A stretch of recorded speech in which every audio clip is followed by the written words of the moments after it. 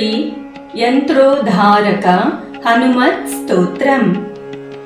नमामि दूतं रामस्य सुखदं च सुरद्रुमम् श्रीमारुतात्मा सम्भूतं विद्युत्काञ्चन सन्निभम्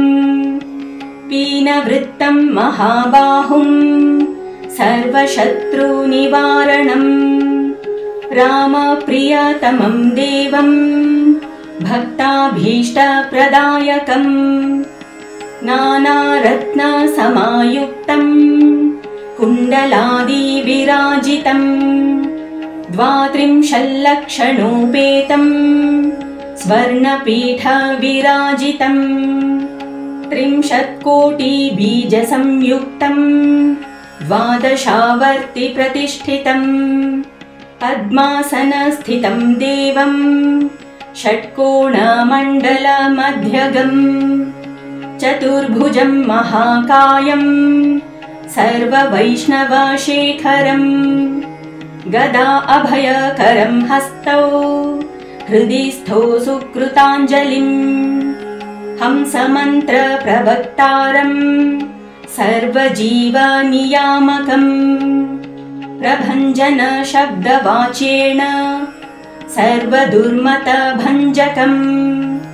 सर्वदाभीष्टदातारं सतां वै दृढमहवे अञ्जनागर्भसम्भूतं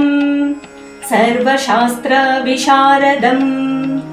कपीनां प्राणदातारं सीतान्वेषण तत्परम् अक्षादिप्राणहन्तारं लङ्कादहन तत्परम् लक्ष्मण प्राणदातारं सर्ववानरयूथपम् किङ्कराः सर्वदेवाद्याः जानकीनाथस्य किङ्करम् वासिनं चक्रतीर्थस्य दक्षिणस्थगिरौ सदा तुङ्गाम्भोधितरङ्गस्य वातेन परिशोभिते नानादेशगतैः सद्भिः सेव्यमानं नृपोत्तमैः धूपदीपादिनैवेद्यः पञ्चकाद्यैश्च शक्तितः भजामि श्रीहनुमन्तं हेमकान्तिसमप्रभम्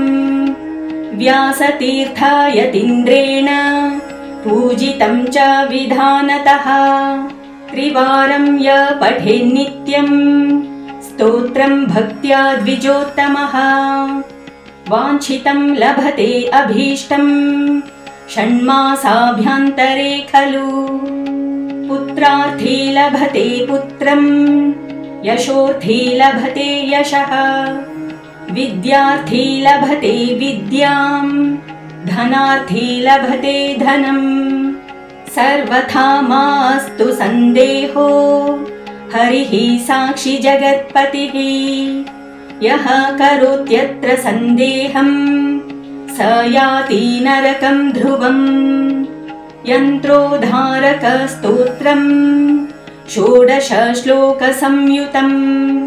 श्रवणं कीर्तनं वा सर्वपापैः प्रमुच्यते इति श्रीव्यासराजकृत यन्त्रोद्धारक हनुमत् स्तोत्रम्।